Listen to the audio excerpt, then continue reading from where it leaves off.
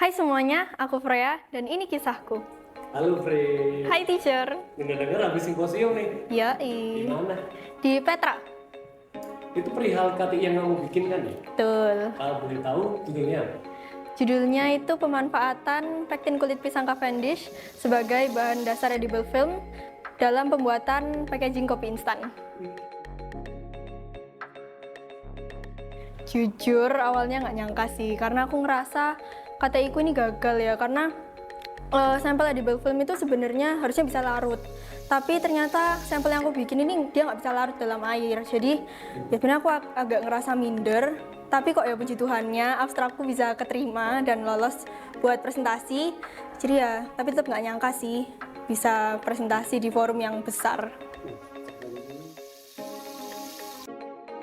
Saat pertama kali aku dihubungi oleh teacher Ina buat ngisi acara di simposium itu, aku jujur ngerasa agak bimbang sih, karena kan udah kelas 12 akhir ya, jadi kayak ngerasa agak telat gitu untuk ikut lomba-lomba kayak gini. Tapi ternyata saat aku minta pendapat dari teman-teman, mereka dukung dan ya kenapa enggak gitu. Jadi selagi ada kesempatan yang bisa diambil, aku ambil aja.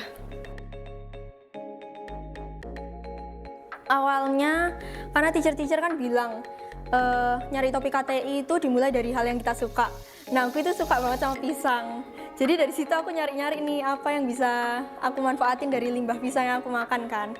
Terus aku nemu kalau ternyata kulit pisang itu mengandung pektin. Dan nyari-nyari lagi ternyata pektin itu salah satu bahan penyusunnya edible film. Terus dari situ ya aku terinspirasi sih untuk buat edible film dari pektin kulit pisang, dan ternyata nggak banyak juga yang bahas spesifik tentang pemanfaatannya sebagai packaging gitu. Jadi ya unik nih, jadi aku coba aja.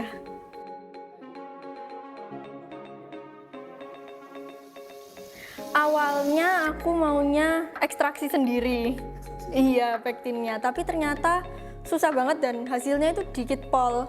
Jadi ya aku cari plan B kan, dan di situ aku mikir apa aku bikin bahan dasarnya itu jadi pati aja, pati kulit pisang, tapi ternyata juga ekstraksinya susah dan hasilnya dikit banget. Jadi akhirnya aku beli pektin yang ada di pasaran dan ya bikin dari situ. Awalnya kan aku bikin dari nyusun abstraknya dulu kan, dan di situ ada penelitian yang harus aku tambahin karena kan yang kemarin kan agak kurang lengkap ya dari KTI ku ini, jadi dikembangkan lagi. Terus dari situ ternyata kepilih dan aku harus nyiapin skrip presentasi dan PPT, dan di situ aku dibantu sama teacher-teacher sih yang suportif banget, kayak teacher Becky bantu aku bikin skripnya dan teacher Ina bantu aku untuk ngurusin teknisnya, dan dari situ bisa lancar sih puji Tuhan preparationnya.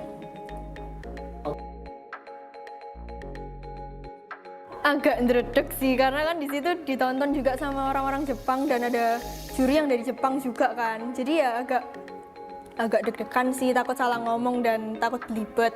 Tapi ya puji Tuhannya bisa jawab pertanyaan-pertanyaannya mereka dengan baik, dan ya puji Tuhan bisa lancar sih.